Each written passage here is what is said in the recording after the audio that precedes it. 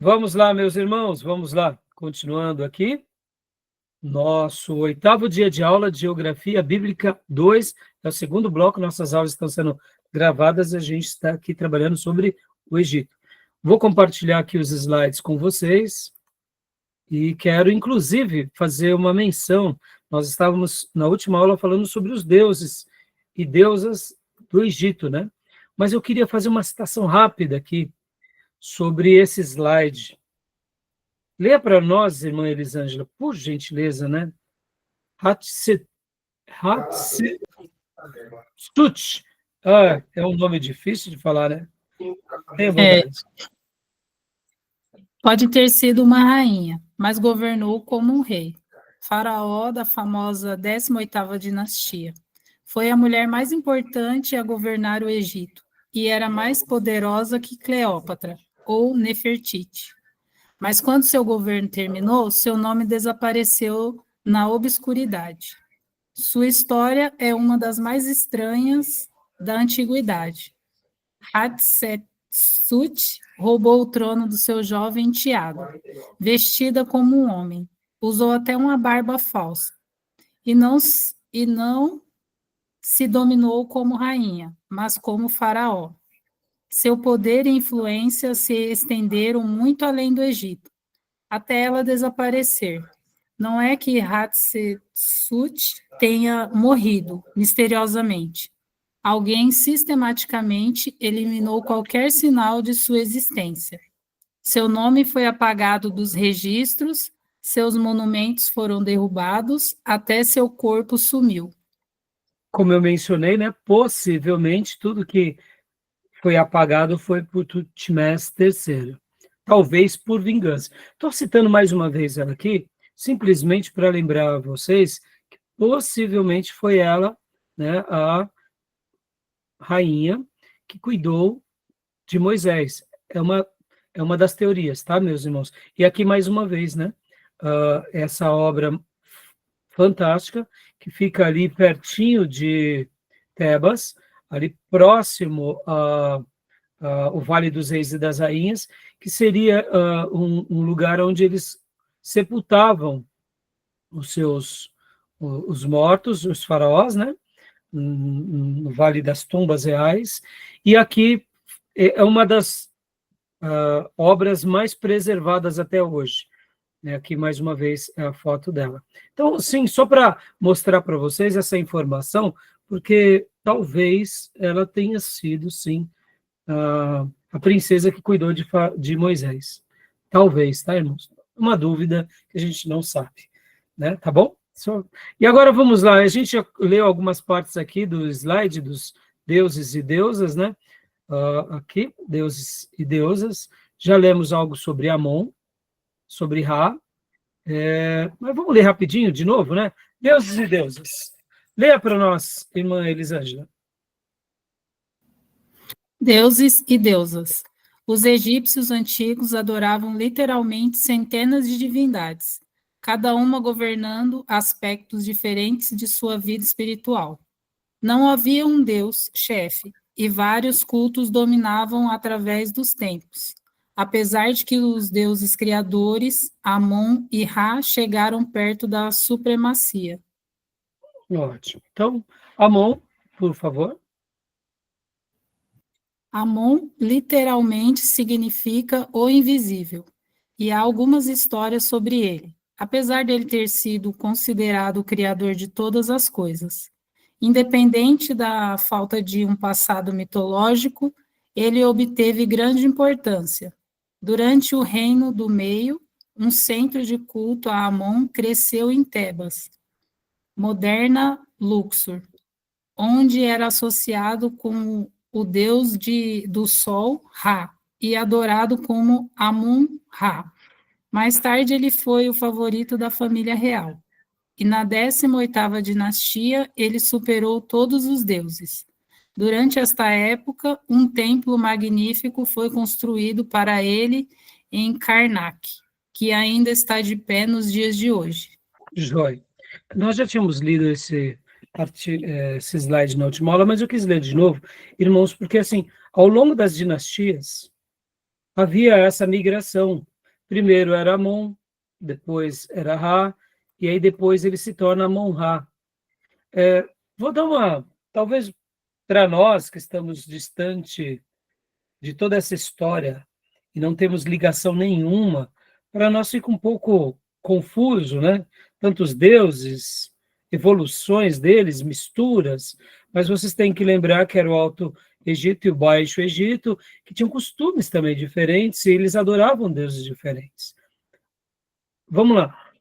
Uma figura de linguagem bem próxima a nós é o catolicismo romano, que para nós, por exemplo, como protestantes, nós temos os apóstolos como pessoas brilhantes, João Batista, os profetas. Nós não temos aqui um culto a Pedro, Paulo, mas entre os católicos há esse lado mais místico e há até mesmo uma idolatria. Para a gente entender bem essa questão de Amon-Ra na nossa cultura brasileira e do Ocidente, é muito fácil fazermos a ponte aqui com Maria. Pode ver que dentro do catolicismo, Maria foi a primeira pessoa a ser adorada. E depois de Maria, os demais santos começaram a nascer, principalmente ali os apóstolos, depois as principais autoridades da igreja do cristianismo, logo depois ali na patrística, e percebam que aí vai ter na sacramentalização, né? E podem ver que Maria, hoje no Brasil, ela é representada por quem? Quem representa Maria no Brasil? Pode desbloquear? Pode falar, Elane. Aparecida? Sim. Na teologia católica, Aparecida é a santa, né? Padroeira do Brasil, para os católicos, é claro, não para nós. Mas quem é ela? É uma manifestação de Maria para os brasileiros. Ah, então quer dizer que ela, por isso que ela é a padroeira, sim. Por que os católicos brasileiros não adoram a Maria propriamente dito? Porque cada cultura tem o seu ídolo, tem o seu Deus, e tem a sua manifestação. Então, no caso, por exemplo, quem é Aparecida? Nada mais, nada menos do que uma manifestação de Maria aos brasileiros por meio de Aparecida. Pastor, mas isso acontece só no Brasil? Não. Por exemplo, no México, Guadalupe. Quem é Guadalupe para os mexicanos?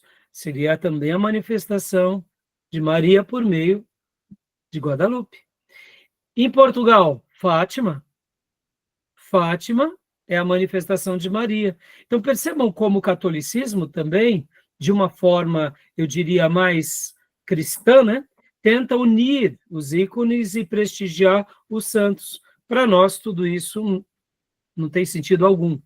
Até porque, como eu já ensinei para vocês, né, o catolicismo, eles têm, segundo eles têm como base as escrituras, depois a outra base a tradição.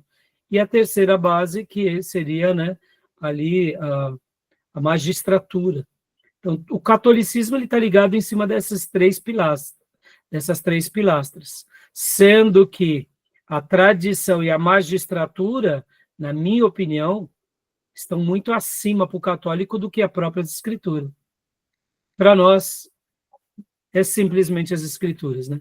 Entendeu? Então, percebam, irmãos, assim como há uma evolução, né, nos deuses, né, egípcios, a gente vê isso muito, como eu mencionei, fazendo essa ponte para a gente compreender, né? Talvez para nós brasileiros, e principalmente protestantes, Fátima é mais um santo, Guadalupe é mais um santo, Aparecida é mais uma santa. Mas quem ela é de fato?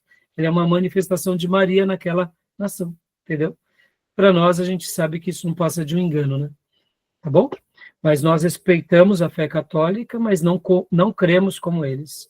E é por isso que nós não somos, né, do mesmo bojo, do mesmo das mesmas doutrinas, né? Algumas coisas pensamos como os católicos, mas em outras não. Em outras negamos e até protestamos. Por isso que somos chamados de protestantes, né? Tá bom? Joia? Tudo bem? Então, ficou claro aqui essa ideia de Amon, né? Pode ver que durante o reinado do meio, o culto a Amon cresceu. E vocês têm que lembrar também, irmãos, que muitas vezes, num período de, de, de glória, aquele Deus era o grande Deus adorado, então ele queria força sobre os outros deuses. Estão entendendo? Num período de, de, de reorganização do Egito, tá? Então, continua para nós, irmã, por gentileza, irmã Elisângela. Ra. Ra tinha várias formas durante o dia. Ele era um deus vivo de dia e morto à noite. Ele nascia de manhã como uma pequena criança, se transformava em homem no meio do dia e era um velho ao pôr do sol, para então renascer na manhã seguinte. Durante esse tempo, ele navegava pelo paraíso de um barco chamado Barca de Milhões de Anos. Dessa forma, os egípcios explicavam o movimento do sol no céu. O culto de Ra ao sol era baseado em Heliópolis. Acredita-se que ele tenha sido o pai dos reis e de todos os deuses importantes. Já já a gente vai ver aqui uma foto de todos esses deuses, tá bom? Próximo, pode ler para nós, irmão? Bastet. Quando os gregos chegaram no Egito, eles associaram Bastet com Artemis. E ela deixou de ser a deusa do sol para ser a deusa da lua. Com o tempo, ela também perdeu sua cabeça original de gato selvagem do deserto ou leão e ganhou a cabeça de um gato doméstico. Os gatos eram muito importantes para os egípcios, porque protegiam os grãos dos animais daninhos. E acreditava-se que Bastet os protegia. Quem matasse um gato era punido com a morte. Quando os gatos morriam, as famílias raspavam a sobrancelha como luto e às vezes seus gatos eram mumificados. Bastet era frequentemente associada com Sekhmet, a deusa de cabeça de leão de Mênfis. Olha só que interessante, né, irmãos? Então, percebam, e o próprio Rodrigo Silva também, ele comenta bastante, a pastora Enéas também comenta, o povo egípcio ele era muito místico, e assim como eles tinham as suas ciências e tinham as suas descobertas, algumas coisas que os médicos passavam, chegava assim para nós a ser absurdo, mas outras eles acertavam muito, mas outras eles erravam. Por exemplo, quando uma pessoa estava com uma dor de cabeça muito grande, eles mandavam colocar tipo como se fosse um crocodilo na cabeça, e a pessoa enchia a boca de ervas, né? Ou seja, fazia parte da prescrição, porque para os egípcios, o mundo, o dia, a noite e o espiritual era tudo a mesma coisa. Então, percebam como que tudo para eles era parte de um todo, né? Aqui, por exemplo, a importância dos gatos, né? E querendo ou não, de fato, a gente sabe que os gatos acabam pegando nos roedores e preservam, né? Protege todos os grãos, né, irmãos? Então é interessante, né? Vou te mostrar aqui uns desenhos, né? Olha aqui. Então, deixam de ser simplesmente, né, do gato. Pode ver aqui, tem algumas inscrições, tá vendo? Olha aqui, o peito também, o escaravelho, né? Aquele besouro, né? E aí ela se torna depois isso daqui. Interessante, né, irmãos? Nut e Geb. Pode continuar lendo para nós, irmão, por gentileza. Nut e Geb são retratados como amantes apaixonados. Durante o dia, eles eram separados por Shu, o deus do ar. Mas à noite, Tut descia para fazer amor com Geb. Se houvessem tempestades durante o dia, os egípcios acreditavam que era a aproximação de Nub da terra, para encontrar Geb. O amor deles deixou o marido de Nub, Ra, com raiva, que decretou que ela não poderia ter filhos durante os 360 dias do ano. Infeliz, Nut pediu ajuda a Tote, o deus da sabedoria. Tote roubou luz da lua para criar 5 dias novos, fazendo com que o ano durasse 365 dias. Foi quando Nut deu vida a 4 crianças. Bom, gente, aqui são muitas histórias que só para aqueles que forem realmente, né, se especializar sobre as histórias do Egito, mas isso nos faz lembrar um pouco o panteão grego e romano também, né? Então é interessante, né? Tá bom? Não dá para a gente mergulhar a fundo sobre essas histórias. Inclusive, sobre essas questões aqui de amantes apaixonados, olha só que interessante. O Rodrigo Silva, em um dos vídeos dele, menciona sobre um achado arqueológico de um registro, possivelmente de um faraó, mostrando o amor que ele tinha por alguém. E ali mostrava, né, que ele estava enfermo e que os médicos já haviam trazido o remédio, mas que o remédio dele era a paixão dele. Então, assim, é muito interessante, mostrando esses achados arqueológicos até mais de cunho afetivo, né, pessoal. Então, é muito interessante isso, né, irmãos? Na cultura, né? E aqui temos um desenho, né, um pergaminho, um papiro, com essa representação do que seria esses deuses, né? E é interessante, né? E aqui, vamos lá, Horus, leia para nós agora, Tomé, por gentileza, filhote. Horus. Horus era originalmente o deus do céu, voando sobre o Egito como um falcão para proteger seu pai, o rei Osíris.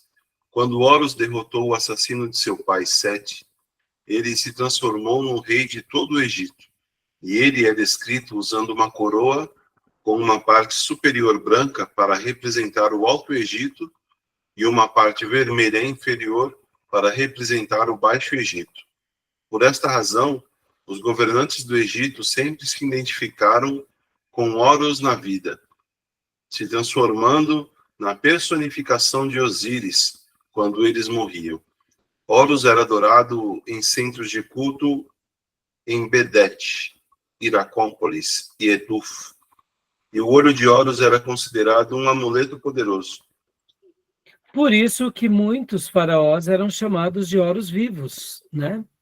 Porque aqui seria quase como que dizer que eles eram deuses também, né? Então percebemos como tudo era muito voltado ao religioso. O cunho religioso era muito forte, eles eram dedicados, trabalhadores, gostavam de aprender, mas o lado religioso estava sempre presente no dia a dia deles de uma forma ditando, né, todas as coisas. E aqui uma outra informação, né?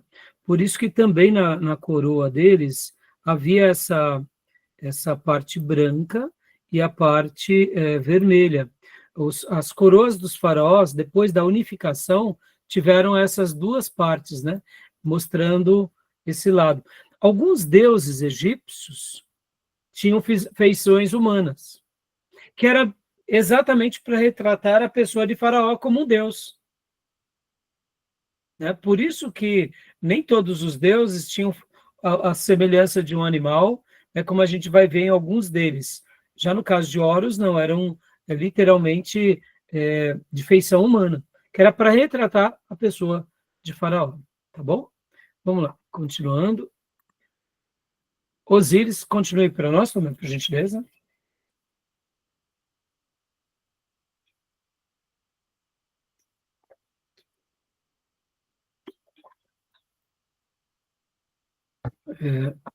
Acho que não está desmutado não, também.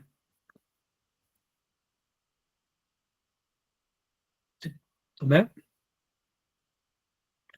Acho que deve ter caído, né, a linha do Tomé. Então, irmã Beatriz, leia para nós, por gentileza.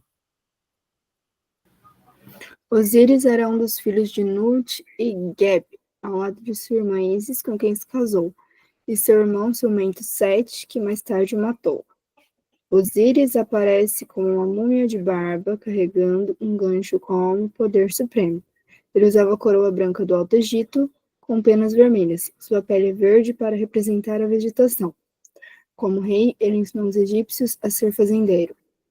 Apesar dele ser o deus do submundo, ele não é um demônio ou um deus obscuro. Ao contrário, ele representa a esperança dos egípcios em viver em glória para sempre na vida depois da morte. Joia. Então, mais uma representação aqui, mais um deus do Egito, né? Pode continuar para nós, irmã? Opa, Tomé voltou, né, Tomé? Acho que só há pouco deve ter... Caiu a internet travou aqui, caiu a conexão. Tem problema. Já já você volta a ler. Continue para nós, Beatriz, por gentileza. Ísis. Ísis era adorada por todo o reino durante quase toda a história egípcia, apesar de seu centro de culto serem Philae. Ela aparece na mitologia, onde usava seus poderes mágicos para respirar a vida de volta ao seu marido Osíris, depois de ter sido assassinado e seu corpo ter sido cortado em pedaços. Seus poderes foram obtidos persuadindo Ra a revelar seu nome secreto. Ra estava velho e às vezes era enganado. Ísis coletou sua saliva e se transformou em uma cobra venenosa, mordendo ele. Ísis prometeu curá-lo somente se ele revelasse seu nome secreto. Em agonia, ele revelou e, fazendo isso, passou seus poderes mágicos para Deus. Né? Partes aí da história. Então, meus irmãos, vamos apenas, né, ler e aprender um pouco, né? Aqui, mostrando alguns... Podem ver que esse Deus, ele tem...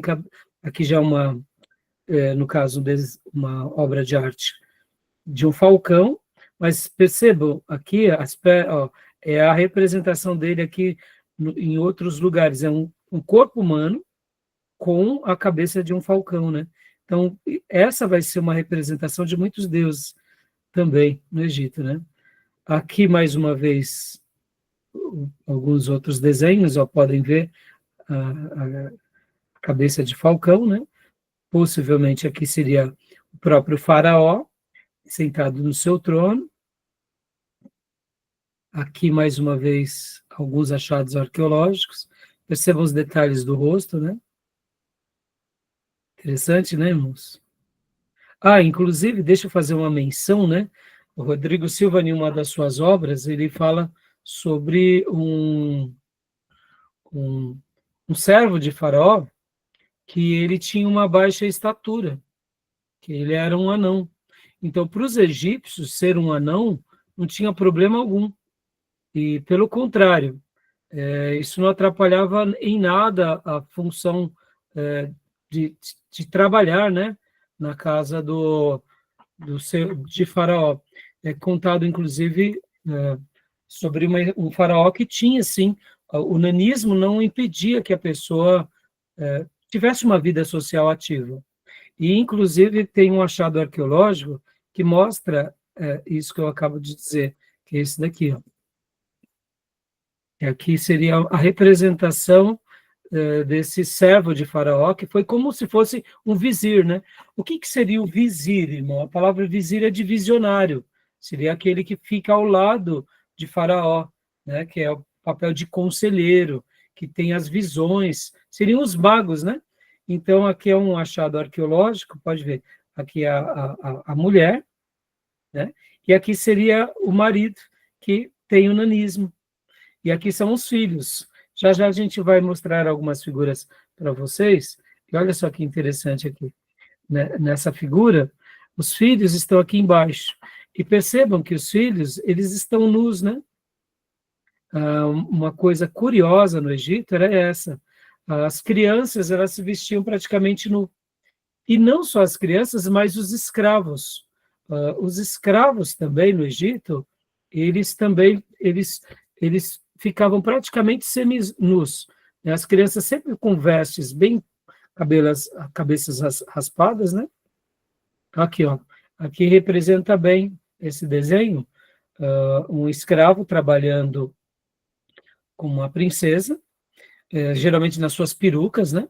E as roupas dele sempre praticamente roupas, poucas roupas. Talvez a gente pense assim, mas era um gesto de humilhação. Não, não. porque assim como as crianças, os egípcios tratavam eles como seres infantis, os escravos, para eles, eram praticamente essa mesma figura de linguagem, eram infantis. Então, não era um desprezo propriamente dito, né? É estranho, né? Uma civilização tão evoluída, mas tratar os escravos, fazer a parte do dia a dia dos escravos. Uma vestimenta mais precária, né? Mais rústica, até essa questão da nudez, né? Podem ver que nos desenhos, ó, muitos escravos, eles estão ali praticamente nus, né?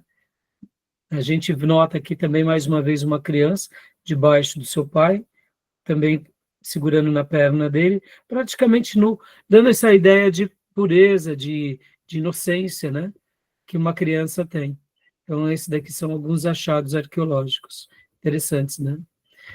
Aqui é de Akhenaton, né, e de Nefertiti, e aqui as crianças podem ver que elas estão também nuas. E no caso dele é até um pouco mais emblemático, porque é o único registro de um imperador que tem mais proximidade com a esposa e o filho de forma afetiva, porque os imperadores, eles, como tinham uma figura de deuses, então eles sempre se colocam de uma posição segurando na cabeça dos seus oponentes, vencendo, com poder, e Akhenaton não mostra esse lado mais humano, né? Interessante, né? Só para enriquecer um pouco aqui a nossa aula, né? Tá bom? Vamos lá. Então, voltando aqui para o slide. Tanta informação, né, irmãos? Tanta informação, tanta coisa que a gente, né, em um módulo realmente não dá para a gente trabalhar, né? Sobretudo. Deixa eu pôr aqui, só um segundinho.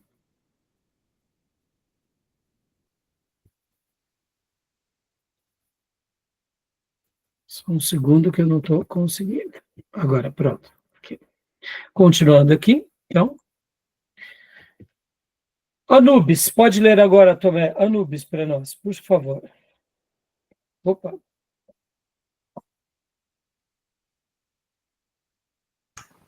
Anubis era um deus antigo, guiando os mortos a caminho do submundo, muito antes de Osíris ter se transformado em um deus importante. Entretanto, ao ajudar Ísis a mumificar Osíris depois da sua morte, ele também se tornou o santo benfeitor dos embalsamadores.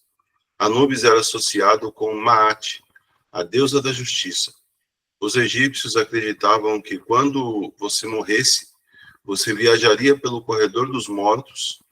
Lá, Anubis pesaria o seu coração contra a pluma de Maat, estabilizando a balança primeiro para garantir a exatidão. Se o seu coração pesasse mais do que a pluma, ele seria comido pelo demônio. Dando uma ideia aqui de julgamento, né, irmãos?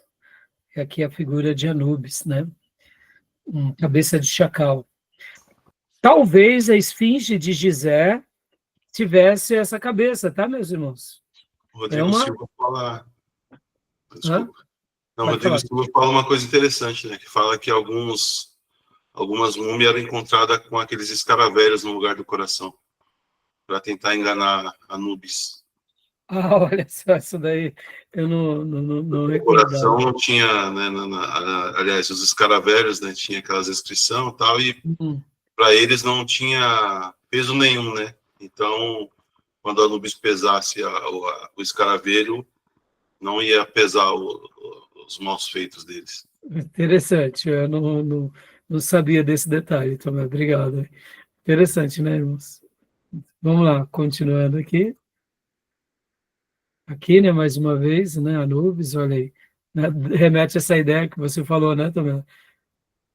E aqui, ó, os desenhos, meus irmãos, né, de alguns deuses, né, pode ver, ó. Shu, Tefnut, Nut, Isid, Osíris, Sete, Neft e Horus. Aqui, no caso, está com o rosto de falcão, né? Mas em alguns outros desenhos, pode ser... Se não me falha, salvo engano, tá? Horus não aparece também dessa forma em outros desenhos. Salvo engano, tá bom? Sacerdotes, meus irmãos, lembram? Na última aula eu falei sobre os sacerdotes. Eles eram importantíssimos. porque a religião estava ligada à cultura egípcia o tempo todo. Então, o poder sacerdotal era imenso. E aqui a gente entende um pouco, né, mais uma vez aquilo. Por isso que o Egito, o faraó precisava dos sacerdotes e um trabalhava ali com o outro, né, para poder conduzir as pessoas. Então, Elaine, tem a bondade de ler para nós, irmão?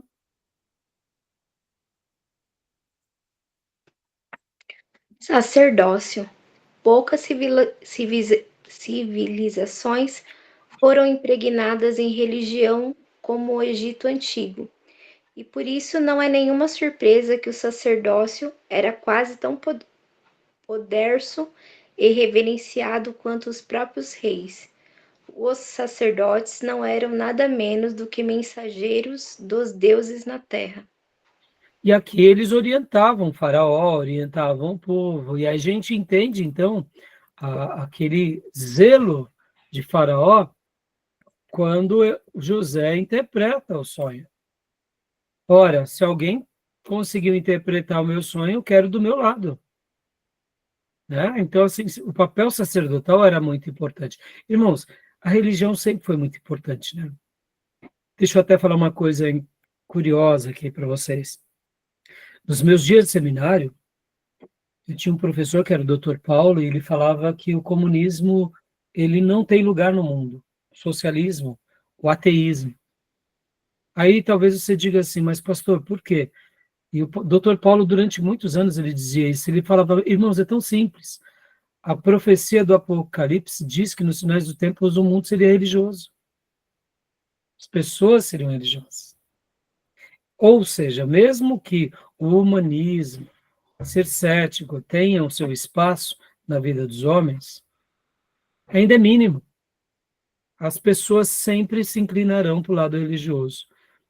E a profecia futura mostra que nos finais dos tempos o próprio anticristo conseguiria influenciar o mundo, porque ele será um grande líder religioso e um grande líder político. Logo, não tem como ter finais dos tempos sem religião.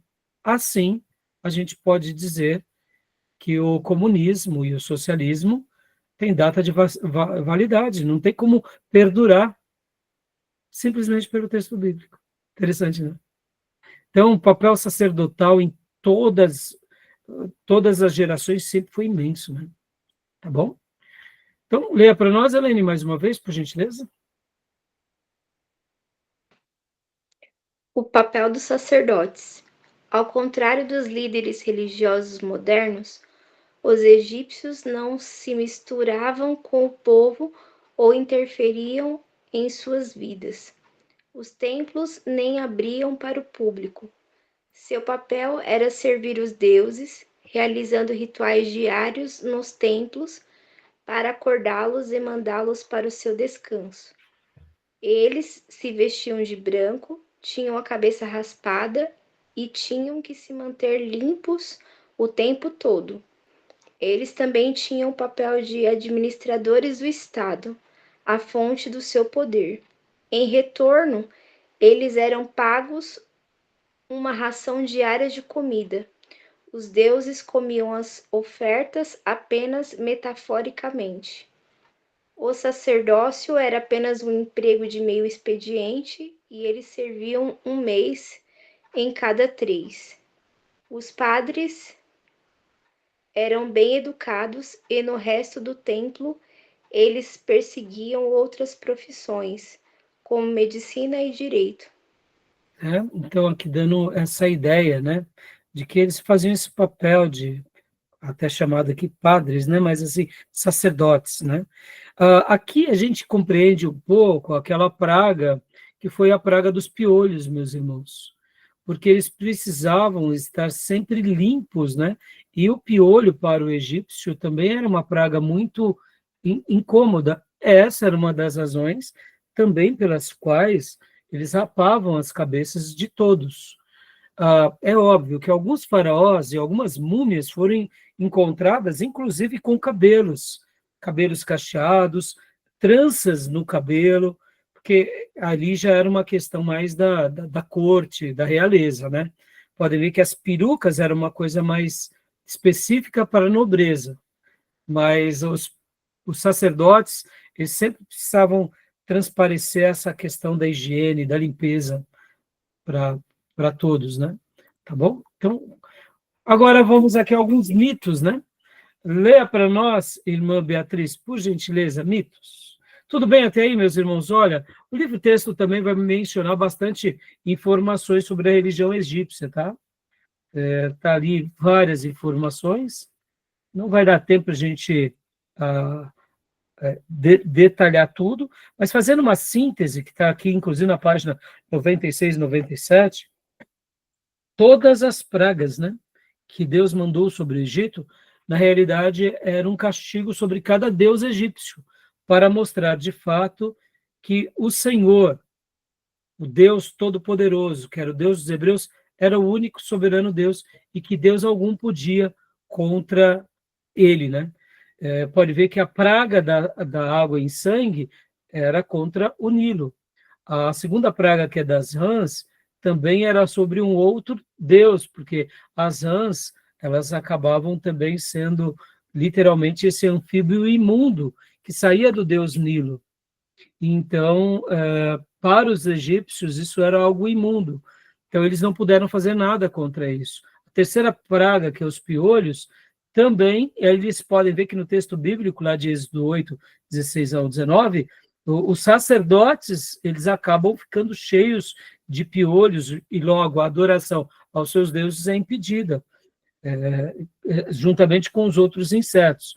A quarta praga, que foi das moscas, os egípcios tinham um deus chamado Beuzebu, que eles invocavam Beuzebu para que as moscas fossem afastadas. Então, podem ver que na praga das moscas, somente lá na terra de Gozen, que não teve moscas. Mas lá em todo o Egito, houve uma grande invasão de moscas. A quinta praga, que é as pestes dos animais, os animais para os egípcios, eles eram também sagrados. E aí Deus permite isso para mostrar que não havia Deus que poderia proteger até mesmo dos seus animais sagrados. As úlceras também, que é a sexta praga, foi outra afronta contra a Tifon, né? Que é a deusa que cuida dos egípcios.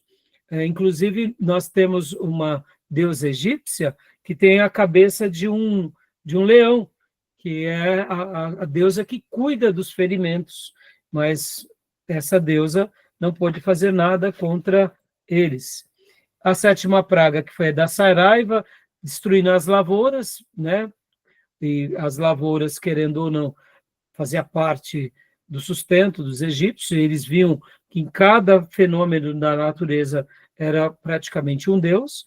A oitava praga dos gafanhotos, também consumindo tudo. A nona praga das trevas, que era, de fato, um levante contra o deus mais forte deles, que era Ra, o deus Sol. E a última praga, né, que a gente já sabe que é contra os primogênitos, porque, como eu mencionei, a família para o Egito era muito importante. O filho primogênito, ele fazia um papel muito mais importante do que os outros.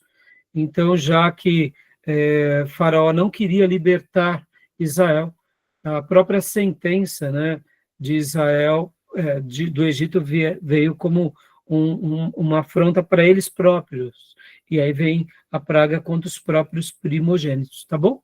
Então, assim, fazendo uma síntese rapidamente, o livro comenta vários detalhes, tá? Pesquisem lá, qualquer dúvida, me chamem. Algum de vocês tem alguma dúvida sobre isso? Querem fazer algum comentário, algum acréscimo? Tranquilo? Então, mitos, né? Pode ler para nós, irmã Beatriz, por gentileza?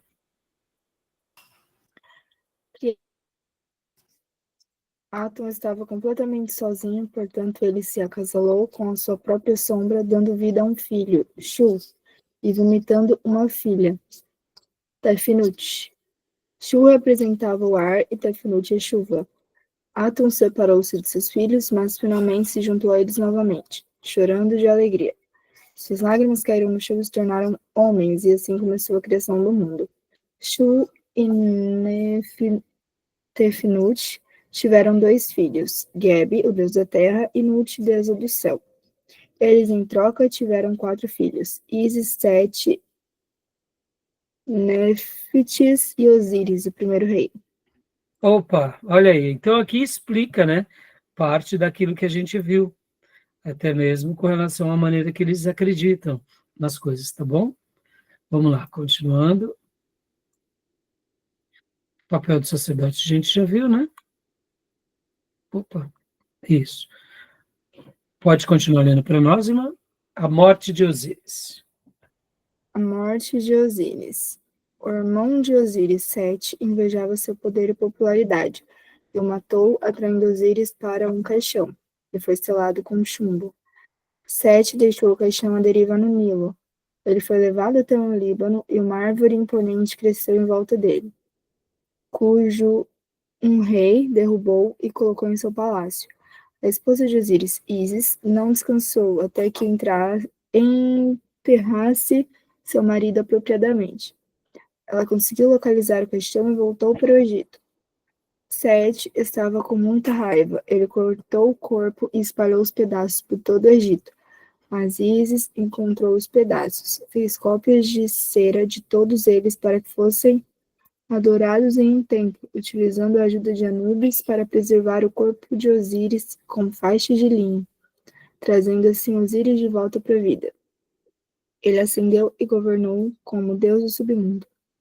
Então, meus irmãos, aqui é só informações, né, para a gente entender um pouco o pano de fundo religioso deles, tá?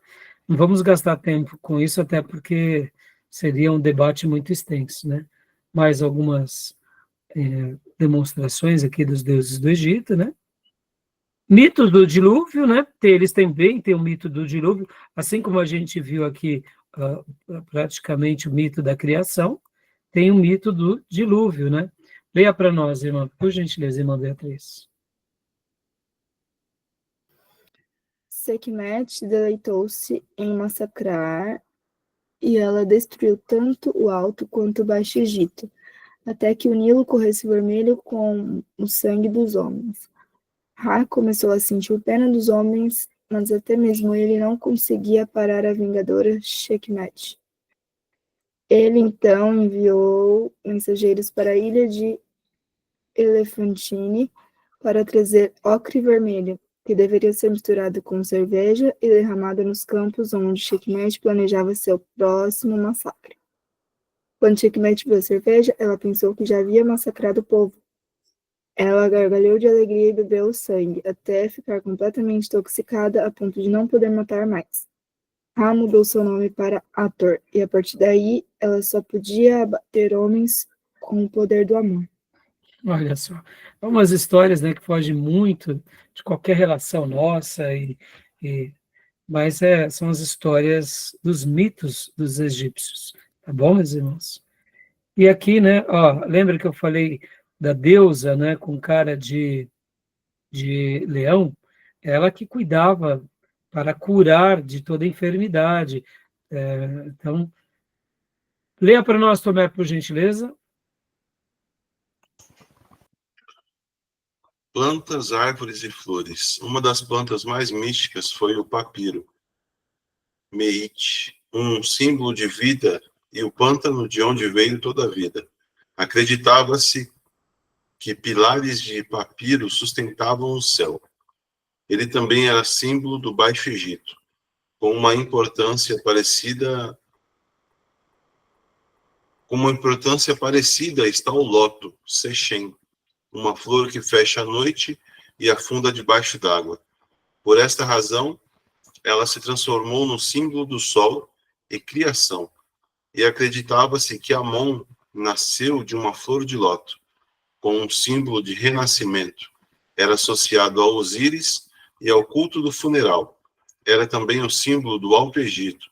As árvores mais respeitadas eram o sicômoro, que se estendia nos portões do paraíso, e o salgueiro, a árvore que cresceu ao redor do caixão de Osíris. Joia. Lembra que há pouco, no último módulo, irmãos, eu fiz aquela citação, né, sobre o material que eu disse para vocês que eu estava ouvindo do YouTube, que eu falei assim, olha, que é admirável aqueles áudios, até dei o nome para vocês, né, como que era mesmo? Histórias para Dormir, mas tinha um outro nome do YouTube. Ao ouvir aquela história, como eu disse para vocês, eu deduzo ser Daniel Hopes. A maneira em que o autor registrava, o rapaz lia, né, o seu texto, narrando ali o Egito, eu fiquei impressionado, porque assim, as gerações dos egípcios são muitas dinastias, né, irmãos? É um povo muito longevo, né? Quando a gente pensa um pouquinho que eles passam a ter uma força mundial somente com o Império Romano. Somente com o Império Romano, que ali vai, vamos dizer assim, muda um pouco das características, né? Mas quando a gente olha para trás, é praticamente 3.000 anos de história. Então, assim, a gente começa a ver a relação do povo com as coisas que eles conviviam, né? Papiro, aqui, por exemplo, sicômoro, o loto. Para eles, tudo isso era muito presente no dia a dia. Por isso que eles acabavam, né, tendo esse lado mais religioso, se voltando a isso. O próprio Nilo, não estou justificando nada disso, irmãos, mas estou falando assim, é um povo milenar, né, que vivia diante disso o tempo todo. Nessas horas que a gente se sente tão pequeno, né, de ver que nós, seres humanos, não somos nada, né? Os reinos passam, as histórias, quando a gente vê um império tão poderoso quanto o Egito, já não existe mais como era, né? Hoje é uma outra situação tão diferente dessa história glamourosa que um dia viveu, né? Então, só para a gente concluir aqui, né? Bom, olha aqui parte, né, do que a gente acabou de ler, papiro, né? O lótus, interessante, né? A morte, Inclusive, pastor, pode falar. achei um vídeo de uma moça, acho que lá nos países árabes, né, que ela tá fazendo papiro a partir de uma planta. Ela vai mostrando, né? Até mandar lá no grupo. Ela vai cortando e diz que leva dias para fazer, que eles vão pegando essa madeira, né, dessa árvore e vai cruzando ela e deixa dias lá parada até virar esse papel fininho. Olha aí. Depois manda lá no grupo. Muito É legal. uma atração turística deles. Então, você vê, irmãos, assim, quando a gente não é justificando nada, pelo contrário, não me pergunte como Deus fará para, né? Uma pergunta que vem no nosso coração num momento como esse é como Deus tratará com cada uma dessas civilizações, né? Como Deus, no grande dia, porque a gente sabe que todo esse lado, né, religioso dos egípcios é uma falácia. A revelação de Deus para nós é muito clara, mas é muito interessante de tentar entender a cabeça deles naqueles dias, né? E a gente, assim, sem o julgamento aqui, mas é importante para a gente poder tentar entender um pouquinho como eles pensavam, né? Como cada cultura existe, como cada cultura é um mistério muito grande, né, meus irmãos? Tá bom, meus irmãos? Bom, aqui a gente vai estar indo para os restantes dos slides finais. Alguma pergunta, alguma dúvida? Não? Vamos parar para a gente ir para o último bloco? Fechado? Então, vou parar a gravação aqui para a gente ir para o último bloco, tá bom?